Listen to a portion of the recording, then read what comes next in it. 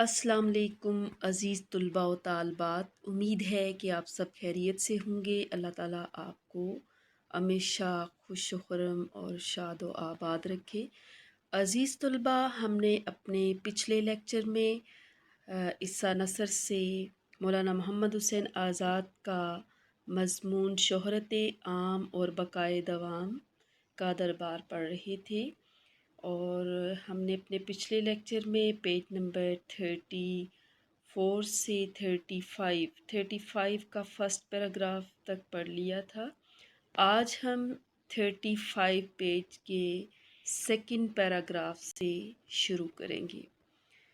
तो आप देखिए सेकंड पैराग्राफ, यहाँ पे दूसरी तरफ जो नज़र जा पड़ी तो देखता हूँ कि कुछ खूबसूरत औरतें हैं और बहुत से लोग इनके तमाशाए जमाल में महव हो रहे हैं। ये औरतें परियों का लिबास पहने हैं मगर ये भी वहीं चर्चा सुना के दर हकीकत ना वो परियां हैं ना परिजाद औरतें हैं। कोई इनमें गफलत, कोई अयाशी है, कोई खुद पसंदी, कोई बेपरवाही है। जब कोई हिम्मत वाला तरक्की के रास्ते में सफ़र करता है तो ये ज़रूर मिलती हैं। इन्हीं में फंसकर अहले तरक्की अपने मकासद से महरूम रह जाते हैं।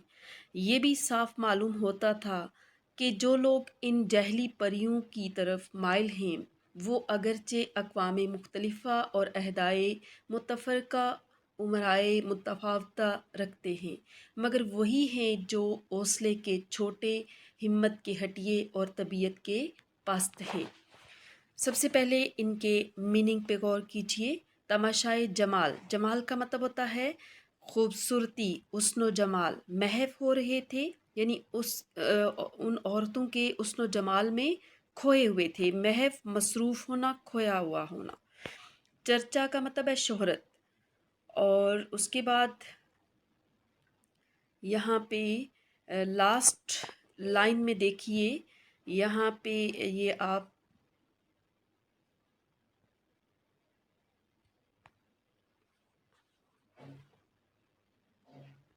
ये देखिए, अक़वाम मुख्तलिफ़ा, इसका मतलब होता है मुख्तलिफ़ अक़वाम से ताल्लुक़ रखने वाले मुख्तलिफ़ कौमों के लोग। अहदाए मुतफ़रक़ा, इसका मतलब होता है मुख्तलिफ़ अदवार। और उमराए मुतफ़ावता, इसका मतलब होता है मुख्तलिफ़ उम्र के लोग। तो यहाँ पे अब मुसन्निफ़ क्या कहते हैं कि जब उन्होंने ख्वाब में मैदान वसीउल फ़ज़ा की दूसरी जानिब नज़र उठाकर देखा तो दूसरी तरफ क्या है कि हसीन व जमील औरतें हैं और लोग उनके हुस्न जमाल में इस कदर मैव हैं कि तमाम लोग उनके ज़ेब व ज़ीनत पर दीवाने हुए जाते थे। ये परिजाद औरतें थी जो परियों का लिबास पहने हुए थी। वहीं पर मुसन्निफ़ ने ये ज़िक्र भी सुना दिया कि वो औरतें हकीकत में परिजाद औरतें नहीं थी, बल्कि गफलत, अयाशी, खुद पसंदी और बेपरवाही जैसी माशरती बुराइयां थी। यानी ये जो ख़वातीन थी, ये जहली परियों को मुसन्निफ़ ने खुद ही बता दिया है कि ये जिन परियों के हुस्न में लोग मैव हैं वो एक जाहिली परियां थी। यानी दुनियावी औरतों की बात हो रही है, दुनियावी माशरती बुराइयों की बात हो रही है।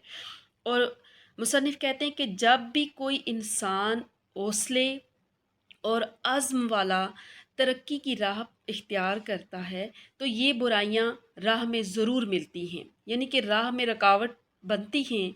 लेकिन जो शख्स इनके हुस्न में खो जाता है तो वो अपनी मंजिल मुराद से उतना ही दूर हो जाता है।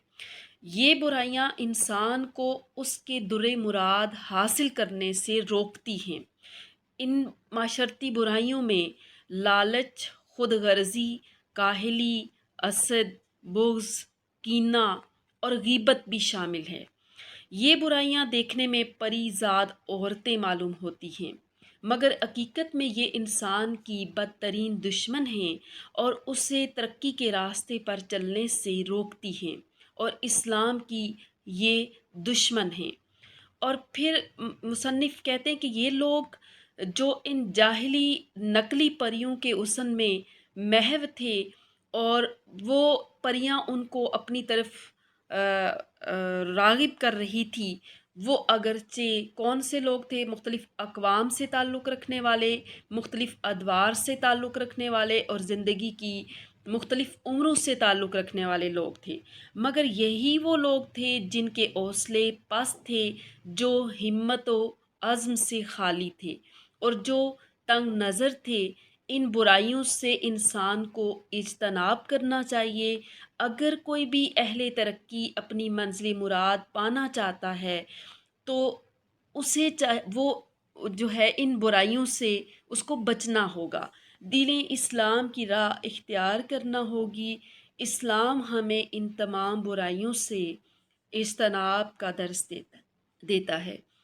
اللہ تعالیٰ ہمیں ان برائیوں سے دور رہنے کی توفیق عطا فرمائے۔ یہاں پہ وہ ایک بات کی گئی ہے کہ جب کوئی ہمت والا ترقی کے راستے میں سفر کرتا ہے تو یہ ضرور ملتی ہے۔ یہاں پہ دو ذو معنی بات کی گئی ہے کہ یہاں پہ ایک تو یہ بات ہے کہ جب کوئی ترقی کی راہ پر چلنا چاہتا ہے تو ایسی معاشرتی برائیاں اس کے راستے میں رکاوٹ کا باعث بنتی ہیں، اور دوسرا یہ ہے کہ اگر کوئی انسان ان معاشرتی برائیوں کا شکار ہو جاتا ہے، ان دنیاوی حسین و جمیل خواتین کے حسن میں کھو جاتا ہے، تو وہ آخرت کے اس انعام سے محروم رہ جائے گا۔ یعنی کہ اس طرح یہ ایک معاشرتی برائیوں کی طرف اشارہ کیا گیا ہے۔ تو اس کے بعد اگلے پیراگراف پہ چلتے ہیں۔ دوسری طرف دیکھا کہ جو بلند حوصلہ، صاحب ہمت، عالی طبیعت تھے، وہ ان سے الگ ہو گئے اور گول کے گول شہنائی کی آواز کی طرف بلندی کوہ پر متوجہ ہوئے۔ جس قدر یہ لوگ آگے بڑھتے تھے اسی قدر وہ آواز کانوں کو خوش آئند معلوم ہوتی تھی۔ مجھے ایسا معلوم ہوا کہ بہت سے چیدہ اور برگزیدہ اشخاص اس ارادے سے آگے بڑھے کہ کوئی بلندی کوہ پر چڑھ جائیں اور جس طرح ہو سکے پاس جا کر اس نغمہ آسمانی سے قوت روحانی حاصل کریں۔ چنانچہ سب لوگ کچھ چیزیں اپنے ساتھ لینے لگے۔ معلوم ہوتا تھا کہ گویا آگے کے راستے کا سامان لے رہے ہیں۔ سامان بھی ہر ایک کا الگ الگ تھا۔ کسی کے ہاتھ میں شمشیر برہنہ علم تھی، ایک کے ہاتھ میں نشان تھا، کسی کے ہاتھوں میں کاغذوں کے اجزاء تھے، کسی کی بغل میں ایک کمپاس تھی، کوئی پینسلیں لیے تھا، کوئی جہازی کتب نما اور دوربین سنبھالے تھا، بعضوں کے سر پر تاج شاہی دھرا تھا اور بعضوں کے تن پر لباس جنگی آراستہ تھا۔ غرض کہ علم ریاضی اور جر ثقیل کا کوئی آلہ نہ تھا جو اس وقت کام میں نہ آ رہا ہو۔ اس عالم میں دیکھتا ہوں کہ ایک فرشتہ رحمت میرے دہانے ہاتھ کی طرف کھڑا ہے اور مجھے بھی اس بلندی کا شائق دیکھ کر کہتا ہے کہ یہ سرگرمی اور گرم جوشی تمہاری ہمیں نہایت پسند ہے۔ اس نے یہ بھی صلاح دی کہ ایک نقاب منہ پر ڈال لو۔ میں نے بے تحمل تعمیل کی۔ اس بعد اس کے گروہ مذکور فرقے میں تقسیم ہو گیا۔ کو مذکور پر راستوں کا کچھ شمار نہ تھا، سب نے ایک ایک راہ پکڑ لی۔ اب ان کے پہلے آپ میننگ دیکھیے، اس کے بعد ہم اس کی وضاحت کی طرف آتے ہیں۔ یہاں پہ صاحب ہمت والے، بلند ہمت والے لوگ، گول کے گول اس کا مطلب ہوتا ہے گروہ کے گروہ۔ یہ جو گول کے گول ہے اس کا مطلب ہے گروہ کے گروہ۔ شہنائی کا مطلب ہوتا ہے ایک ساز کی آواز۔ بلندی کو پہاڑ کی چوٹی سے جو ایک شہنائی بجنے کی آواز آتی ہے، اور خوش آئند اچھی معلوم ہونا، کانوں کو جو اچھی بھلی لگتی ہے۔ یہاں پہ برگزیدہ اشخاص، بزرگوار شخصیات، اور اس کے بعد بلندی کو اس کا مطلب پہاڑ کی بلندی، قوت روحانی، روحانی طاقت، روح کی طاقت، روح پرور۔ اور اس کے بعد شمشیر برہنہ، شمشیر برہنہ کا مطلب ہوتا ہے وہ تلوار جو نیام سے نکلی ہوئی ہو اور اس کو جھنڈے کی طرح لہراتے ہوئے آنا۔ نشان، یہاں پہ نشان سے مراد بھی حلم ہے، جھنڈا ہے۔ اور کاغذوں کے اجزاء، یہاں پہ میں اس کی وضاحت آپ کو تشریح کے ساتھ کرتی ہوں۔ اس کے بعد یہاں پہ ایک ورڈ ہے کمپس۔ کمپس کیا ہوتا ہے؟ یہ ایک آلہ ہے جو سمت معلوم کرنے کے لیے استعمال ہوتا ہے۔ جہازی قطب نما، یہ بھی ایک جہاز کی سمت معلوم کرنے کا آلہ ہے۔ دوربین سنبھالے تھا، دوربین مائکروسکوپ۔ سر پر شاہی تاج دھرا تھا، شاہی تاج یعنی بادشاہی تاج جو ہوتا ہے، دھرا تھا، رکھا تھا۔ تن پر لباس جنگی آراستہ تھا، یہاں پہ تن کا مطلب ہے جسم، لباس جنگی، جنگی لباس۔ جرسکیل کا مطلب ہے بھاری آلہ جات، یعنی کہ بھاری مشینیں، جو بھاری بوجھ اٹھانے والی مشینیں ہیں۔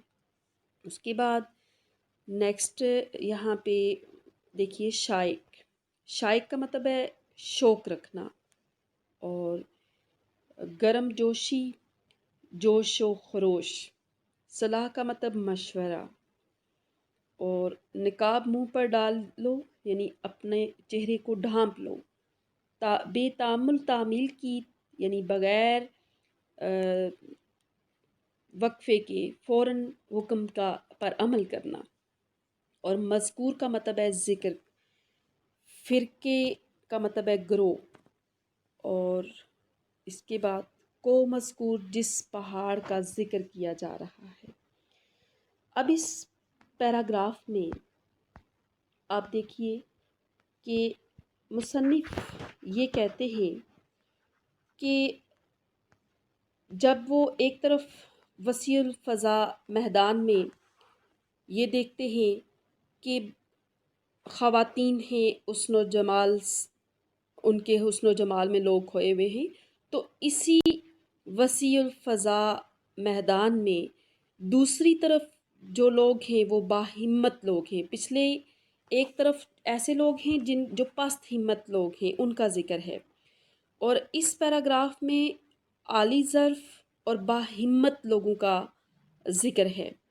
اور یہ لوگ کون سے لوگ ہیں؟ یہ وہ لوگ ہیں جو سامنے پہاڑ کی چوٹی سے جو بہت ہی ایسی روح پرور شہنائی بج رہی ہے، اور اس شہنائی کی آواز ایسی پرکشش آواز ہے کہ لوگ گروہ کے گروہ لوگ اس شہنائی کی آواز کو سن رہے ہیں، اور وہ شہنائی کی آواز ان لوگوں کو اپنی طرف متوجہ کر رہی ہے۔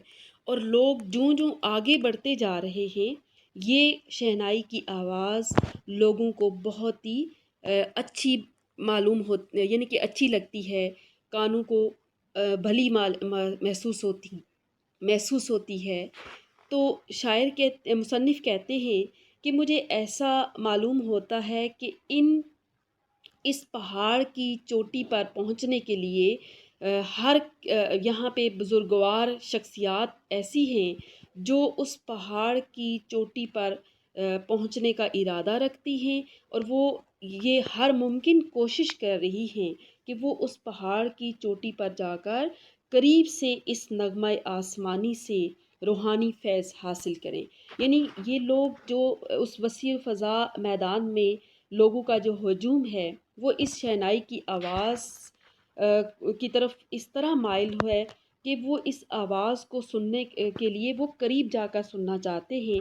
تو یہاں قریب جا کر سننے کے لیے کیا کہتے ہیں کہ سب لوگ کچھ چیزیں اپنے ساتھ لینے لگے، یعنی کہ اس سفر پر روانہ ہونے کے لیے یہاں پر لوگ اس زادِ راہ، جسے کہتے ہیں سفر کا خرچ، وہ اپنے ساتھ خریدنے لگے، لینے لگے، اور یوں لگتا تھا کہ یہ راستے کا سامان لے رہے ہیں۔ اب وہ جو سامان لے رہے تھے وہ کس قسم کا سامان تھا؟ کہتے ہیں کہ کسی کے ہاتھ میں شمشیر برہنہ علم تھی، یعنی کوئی تو ایسے کسی کے ہاتھ میں تلوار جھنڈے کی طرح وہ لہراتا ہوا چل رہا تھا، اور کسی کے ہاتھ میں جھنڈا تھا، کسی کے ہاتھ میں کاغذ تھے، اور کسی کی بغل میں کمپس تھی، کوئی پینسل لیے تھا، اور کوئی جہازی کتب نما اور دوربین سنبھالے تھا۔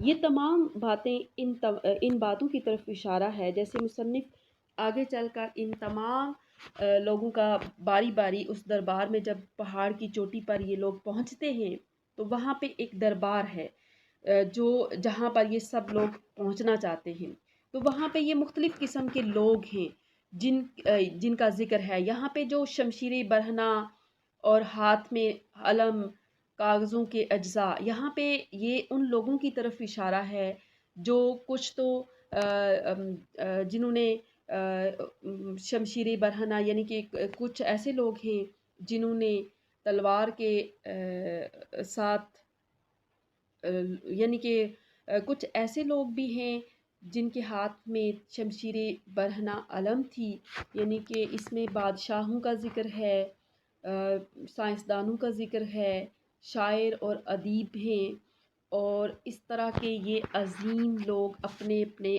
مقام اور مرتبے کے مطابق اپنے اپنے عہدے کی مناسبت سے اپنا سامان ہاتھ میں لیے اس پہاڑ کی چوٹی پر پہنچنے کی کوشش کر رہے ہیں۔ بعضوں کے تن پر جس لباس جنگی آراستہ تھا، یعنی کہ بعض لوگ دیکھ کر یوں لگتا تھا کہ یہ انہوں نے جنگی لباس، یعنی کہ جیسے میدان جنگ میں جو لڑتے ہوئے مارے جاتے ہیں اس طرح کے لباس میں نظر آ رہے تھے، اور کہتے ہیں مصنف کے ہر طرح کے لوگ تھے، لیکن اگر کوئی نہیں نظر آیا تو وہ علم ریاضی سے متعلق اور جر ثقیل، یعنی کہ بھاری بوجھ اٹھانے والی مشینوں سے تعلق رکھنے والا کوئی شخص نظر نہیں آ رہا تھا۔ تو اسی عالم میں مصنف کہتے ہیں کہ میں خواب میں دیکھ رہا تھا کہ فرشتہ رحمت میرے دہانے طرف آ کے کھڑا ہو جاتا ہے، دائیں طرف آ کے کھڑا ہو جاتا ہے، اور مجھے دیکھ کر کیونکہ میں بھی اس وسیع فضا میدان میں کھڑا ہوں اور لوگوں کے ہجوم کو اس طرف پہاڑ کی بلندی پر پہنچنے جہاں پر وہ پہنچنا چاہتے ہیں، میں بھی بڑے شوق سے یہ سارا منظر دیکھ رہا ہوں، اور اس جوش و خروش کو دیکھ کر میرا فرشتہ رحمت آ کر مجھے یہ کہتا ہے کہ یہ تیری ادا جو گرم جوشی ہے، یا یہ جو دیکھنے کی ادا ہے ان لوگوں کو پہاڑ کی چوٹی پر پہنچنے والی ادا مجھے بہت پسند ہے، فرشتہ رحمت کہتا ہے۔ تو کہ اس نے ساتھ ہی مصنف کو یہ بھی مشورہ دیا کہ اپنے چہرے کو ڈھانپ لو۔ تو مصنف کہتے ہیں کہ میں نے بغیر تاخیر کے فوراً فرشتہ رحمت کے حکم کی تعمیل کی، یعنی اس پر عمل کیا، اور بعد میں جب میں نے اپنے چہرے کو ڈھانپ لیا تو یہ جو لوگوں کا بہت بڑا ہجوم تھا جو اس پہاڑ کی چوٹی پر پہنچنا چاہتا تھا، وہ مختلف فرقوں میں بٹ گیا، یعنی کہ مختلف گروہوں میں بٹ گیا، اور کو مذکور پر راستوں کا کچھ شمار نہیں تھا، یعنی جس پہاڑ کا یہ ذکر کیا جا رہا ہے اس پہاڑ پر پہنچنے کے بے شمار راستے تھے، اور سب نے اپنا اپنا راہ پکڑ لی، اور اس طرح یہاں پہ جو ایک مصنف پہاڑ کی اس چوٹی کا ذکر کر رہے ہیں، اور جہاں پر پہنچنے کے لیے بے شمار راستے ہیں، اور لوگ فرقوں میں بانٹ چکے ہیں، اور ہر کوئی اپنے اپنے راہ پر چل پڑتا ہے۔ تو یہ اس بات کی طرف اشارہ ہے کہ دنیا میں آپ دیکھ رہے ہیں کہ بہت سارے فرقے ہیں، 73 فرقے ہیں، اس سے بھی کئی زیادہ ہو چکے ہیں، فرقوں کی تعداد بے شمار ہے، لیکن ہر فرقہ یہی سمجھتا ہے کہ ہم صحیح راہ پر ہیں، راہ مستقیم پر ہیں، اور ہر کوئی جو ہے وہ منزل جو ہے وہ سب کی ایک ہے، راستے سب کے جدا ہیں، لیکن منزل جو ہے وہ سب کی ایک ہے، سب نے ایک منزل پر جا کر اکٹھے ہو جانا ہے، اور وہ منزل کون سی ہے؟ آخرت کی منزل۔ تو یہاں پہ اسی منزل کی طرف اشارہ کیا گیا ہے۔ اب یہاں سے آگے آپ دیکھیے، مسافر جلد جلد آگے بڑھے اور ایک سپاٹے میں پہاڑ کی چوٹی پر جا پہنچے۔ اس میدان روح افزا میں پہنچتے ہی ایسی جان بخش اور روحانی ہوا چلنے لگی جس سے روح اور زندگانی کو قوت دوامی حاصل ہوتی تھی۔ تمام میدان جو نظر کے گرد و پیش دکھائی دیتا تھا، اس کا رنگ کبھی نور سحر تھا اور کبھی شام و شفق، جس سے کوس قضا کے رنگ میں کبھی شہرت عام اور کبھی شہرت دوام کے عروف عیاں تھے۔ یہ نور و سرور کا عالم دل کو اس طرح تسلی و تشفی دیتا تھا کہ خود بخود پچھلی محنتوں کے غبار دل سے دھوئے جاتے تھے، اور اس مجمع عام میں امن و امان اور دلی آرام پھیلتا تھا، جس کا سرور لوگوں کے چہروں سے پھولوں کی شادابی ہو کر عیاں تھا۔ ناگہاں ایک ایوان عالی شان دکھائی دیا کہ اس کے چاروں طرف پھاٹک تھے۔ اس پہاڑ کی چوٹی پر دیکھا کہ پھولوں کے تختے میں ایک پری حور شمائل چاندی کی کرسی پر بیٹھی ہے اور وہی شنائی بجا رہی ہے جس کے میٹھے میٹھے سروں نے ان مشتاقوں کے انبو کو یہاں تک کھینچا تھا۔ پری ان کی طرف دیکھ کر مسکراتی تھی اور سروں سے اب ایسی صدا آتی تھی کہ گویا آنے والوں کو آفرین و شاباش دیتی ہے اور کہتی ہے کہ خیر مقدم، خوش آمدید، صفا آوردید۔ اس آواز سے یہ خدائی لشکر کئی فرقوں میں منقسم ہو گیا، چنانچہ مورخوں کا گروہ ایک دروازے پر استدعا ہوا تاکہ صاحب مراتب اشخاص کو صاحب مدارج ایوان جلوس میں داخل کرے۔ یکایک وہ شہنائی جس سے کبھی شوق انگیز، جوش خیز اور کبھی جنگی بازوں کے سر نکلتے تھے، اب اس سے ظفر یابی اور مبارک بادی کی صدائیں آنے لگیں۔ تمام مکان گونج اٹھا اور دروازے خود بخود کھل گئے۔ اب اس پیراگراف میں میننگ دیکھیے، یہاں پہ وہ کہتے ہیں روح افزا، میدان روح افزا یعنی روح پرور، ایسا میدان جس سے روح کو سکون ملے۔ قوت دوامی، ہمیشہ دائیں یعنی کہ ہمیشہ قائم رہنے والی طاقت، زندگانی، زندگی، اور شام و شفق، شام کے وقت جو آسمان پر سرخی چھا جاتی ہے۔ کوس قزا 7 رنگوں کی ایک پٹی ہے جو بارش کے بعد اکثر آسمان پر چھا جاتی ہے، اس کو کہا گیا ہے۔ اس کے بعد تسلی و تشفی، اطمینان، مجمع عام کا مطلب ہے ہجوم۔ اس کے بعد شادابی، سرسبز و شاداب یعنی کھلا ہوا چہرہ پھولوں کی طرح۔ ناگہاں کا مطلب ہوتا ہے اچانک، یہ جو ناگہاں ہے اچانک۔ پھاٹک کا مطلب ہے دروازے۔ ایوان عالی شان، اس کا مطلب ہے جو بہت ہی عالی شان محل۔ اور اس کے بعد حور شمائل یعنی حوروں جیسی خوبصورت چاندی کی کرسی پر بیٹھی ایک پری۔ شہنائی ساز، مشتاقوں کے انبو، شوق رکھنے والوں کے ہجوم۔ اور خیر مقدم،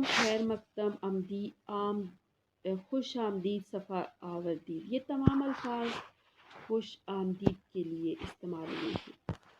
اس کے بعد ہے مورخ، یہاں پہ مورخوں کا ایک گروہ، مورخ کہتے ہیں تاریخ دان کو۔ استدعا کا مطلب ہے دروازے پر استدعا کا مطلب ہے کھڑے ہونا، صاحب مراتب مقام اور مرتبے کے مطابق۔ اور یکایک، اچانک۔ ظفر یابی کا مطلب ہے کامیابی۔ اب یہاں پہ مصنف کیا کہتے ہیں کہ جب مسافر جو یہاں پہ پہاڑ، جب مصنف اپنے چہرے کو ڈھانپ لیتے ہیں تو یہ گروہ جو لوگوں کا بہت بڑا ہجوم ہے وہ مختلف فرقوں میں بٹ جاتا ہے۔ اب وہ اپنے اپنے ٹولیوں میں، اپنے اپنے گروہ کی صورت میں ہر کوئی اپنے اپنے راستے پر چل پڑا ہے، تو یہ مسافر بہت تیزی کے ساتھ آگے پہاڑ کی چوٹی پر جا پہنچتے ہیں، اور وہاں جب پہنچتے ہیں تو بہت ہی روح پرور فضا ہے اور ایسی ہوا چل رہی ہے جس سے قوت دوامی حاصل ہوتی ہے، یعنی زندگی میں ایک تازگی کی لہر دوڑ جاتی ہے۔ اور کہتے ہیں کہ یہ اتنا وسیع میدان ہے کہ اس وسیع میدان میں جب وہ پہاڑ کی چوٹی پر پہنچتے ہیں تو اس وسیع و فضا میدان کا رنگ کبھی تو ایسے لگتا ہے کہ نور سحر کی طرح، یعنی صبح کی روشنی کی طرح اس پر نور ہو، اور کبھی اس میں شام کا منظر دکھائی دیتا ہے جس میں شام کے وقت سرخی چھا جاتی ہے۔ اور اس طرح یہ نور و سرور کا عالم دل کو اطمینان بخشتا تھا، اور اس سے پچھلی محنتوں کے غبار دل سے دھوئے جاتے تھے، یعنی کہ وہاں پہنچ کر ایسا روح پرور منظر تھا کہ وہاں پہنچ کر انسان سب کچھ بھول جاتا ہے اور اس روح پرور منظر میں انسان کھو جاتا ہے۔ اور ہر وہاں پر پہنچے ہوئے جو لوگ ہیں ان لوگوں کے چہروں کو دیکھ کر اندازہ ہو سکتا ہے کہ ان کے چہرے کس قدر پھولوں کی مانند کھلے ہوئے ہیں۔ اور اچانک کیا ہوتا ہے کہ وہاں جب پہنچتے ہیں تو پہاڑ کی چوٹی پر ایک عالی شان محل دکھائی دیتا ہے اور اس کے چاروں طرف دروازے ہیں۔ پہاڑ کی چوٹی پر پھولوں کے تختے میں ایک پری بیٹھی ہے، حور شمائل پری، یعنی حوروں کی طرح خوبصورت پری ایک چاندی کی کرسی پر بیٹھی ہوئی ہے اور وہ شہنائی بجا رہی ہے۔ شہنائی یعنی وہ ساز بجا رہی ہے جس ساز کی آواز کو سن کر یہ ہجوم اس پہاڑ کی چوٹی پر پہنچتا ہے۔ اور یہ جب وہاں پہ اس محل پہ پہنچتے ہیں تو پری دیکھ کر ان لوگوں کو مسکراتی ہے، اور وہ آواز، جس آواز کو سن کر وہ لشکر وہاں پہنچتا ہے، اب اس کے سر بدل جاتے ہیں۔ اس کے سروں سے جو پہلے آواز آتی تھی اب وہ بدل جاتی ہے۔ اب وہ ایسے لگتا ہے کہ جیسے یہ پری یہ سر جو ہے، یہ ساز جو ہے، جو شہنائی بج رہی ہے، یہ آنے والے لوگوں کو خوش آمدید کہہ رہی ہے۔ اور یہ خدائی لشکر کئی فرقوں میں تقسیم ہو گیا تھا، اور اس طرح اس میں ایک مورخوں کا، تاریخ دانوں کا ایک گروہ دروازوں پر کھڑا ہو جاتا ہے، اور وہاں اس محل کے اندر لوگوں کو اپنے اپنے مقام اور مرتبے کے مطابق اندر داخل کیا جا رہا ہے۔ اچانک سے وہ کہتے ہیں کہ یہ شہنائی جو بج رہی تھی پہلے اس کی آواز کچھ اور تھی، اور جب وہ اندر داخل ہوتے ہیں تو اب اس کے سر بدل جاتے ہیں، اور اس سے جو اب صدائیں آ رہی ہیں وہ مبارک باد کی صدائیں گونج رہی ہیں۔ یہاں تک آپ کو یقیناً سمجھ آ گیا ہوگا۔ اب اگلے پیراگراف پہ چلتے ہیں۔ دیکھا کہ ایک تخت طلسمات کو 32 پریاں اڑائے لیے آتی ہیں۔ اس پر ایک راجا بیٹھا ہے مگر نہایت درینہ سال۔ اسے فرقے فرقے کے علماء اور مورخ لینے کو نکلے مگر پنڈت اور مہاجن لوگ بہت بے قراری سے دوڑے۔ معلوم ہوا کہ راجا تو مہاراجا بکر ماجید تھے اور تخت سنگھاسن 32 پریاں اتنی بات کہہ کر خوا ہو گئی کہ جب تک سورج کا سونا اور چاند کی چاندی چمکتی ہے نہ آپ کا سن ہٹے گا نہ سکہ مٹے گا۔ برہمنوں اور پنڈتوں نے تصدیق کی اور انہیں لے جا کر ایک مسند پر بٹھا دیا۔ اب کیا کہتے ہیں یہاں، بلکہ اس کو ٹھیک ہے، اب یہاں پہ مصنف پہلے اس کے میننگ دیکھیے۔ تخت طلسمات، جادو کا تخت، 32 پریاں، 32 پریوں کا تخت طلسمات، مورخ، تاریخ دان، فرقے فرقے کے علماء، ہر فرقے کے، ہر گروہ کے علماء عالم، پنڈت ہندو مذہب کا علم رکھنے والے، اور مہاجن कारोबारी लोग, सौदागर। और इसके बाद यहाँ पे आपका यहाँ पे ना सन मिटेगा और ना ही सिक्का मिटेगा। ये सन हटेगा का मतलब है इनका जारी किया हुआ कैलेंडर हमेशा रहेगा, हमेशा याद रखा जाएगा। और सिक्का ना मिटने का जो की बात है, ये इसका मतलब है कि जो इन्होंने जारी किए हुए अपने अहद हुकूमत में जो सिक्के जारी किए थे वो हमेशा उनको याद रखा जाएगा। अब ये पैराग्राफ जो है वो बहुत ही इम्पोर्टेंट है इस लिहाज से कि यहाँ पे जिस राजा का ज़िक्र है, जिसका सरापा बयान किया गया है, उसको एक 32 परियों का झुरमट एक तख्त पर बैठाकर उस दरबार पर लाती है। यहाँ पे तख्ते तिलिस्मात को 32 परियां उड़ाए लिए आती हैं।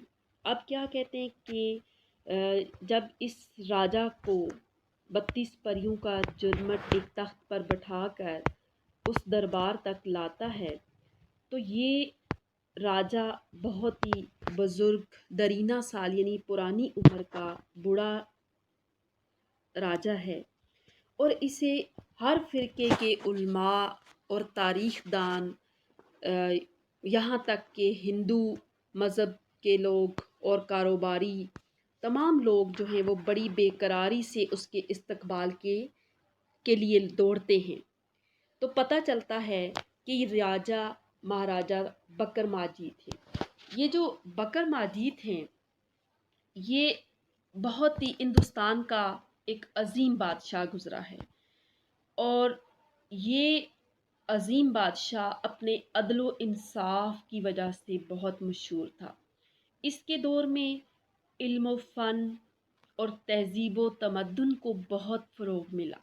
ये जो बकर माजिद, इसका जो नाम है, इसने अपने नाम के साथ बकरमी कैलेंडर का आगाज़ किया था। ये जो देसी हिंदी महीने ना, जिनको हम सावन, भादो, असवज का, तो ये जो महीने हैं, ये जो कैलेंडर है, ये इसने ही अपने दौर में इसका आगाज़ किया था।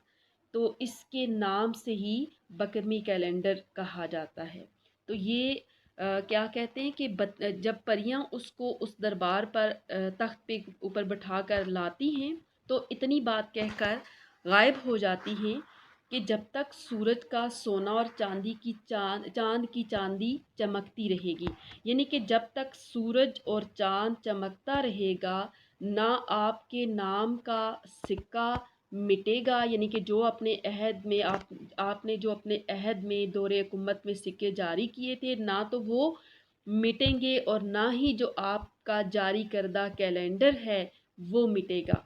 ब्राह्मणों और पंडितों ने भी इस बात की तस्दीक की और इन्हें ले जाकर एक मसनद पर बैठा दिया।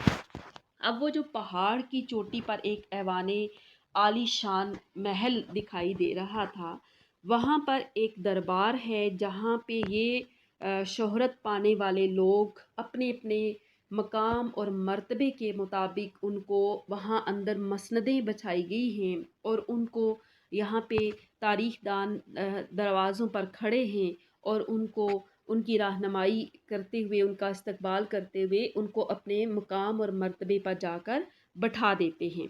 अब क्या कहते हैं कि एक राजा के आने पर, अब इसके बाद एक राजा के आने पर लोगों में कुछ कीलोकाल हुई, क्योंकि वो चाहता था कि अपने 2 मुसाहिबों को भी साथ ले जाए।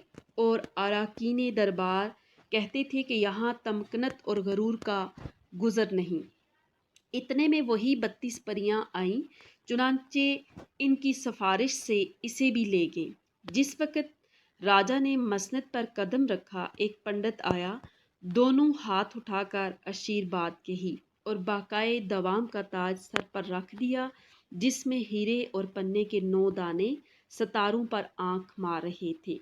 मालूम हुआ कि वो राजा बोझ थे और 32 परियों का जुर्मट वही किताब सिंहासन बत्ती सी थी जो इनके अहद में तसनीफ हुई, और जिसने ताज सर पर रखा वो कालिदास शायर था जिसने इनके अहद में 9 किताबें लिखकर फसाहत व बलागत को ज़िंदगी जावेद बख्शी है। अज़ीज़ तलबा, इस पैराग्राफ की मीनिंग और वजाहत हम अपने कल के लेक्चर में नेक्स्ट लेक्चर में कंप्लीट करेंगे। आज के लिए आपने यहाँ तक ही याद रखना है। पेज नंबर 37 का फर्स्ट पैराग्राफ, यहाँ तक आप इसको अच्छी तरह से जहन नशीन कर लीजिए और बाकी हम नेक्स्ट लेक्चर में कंप्लीट करेंगे। तब तक के लिए अल्लाह हाफिज़।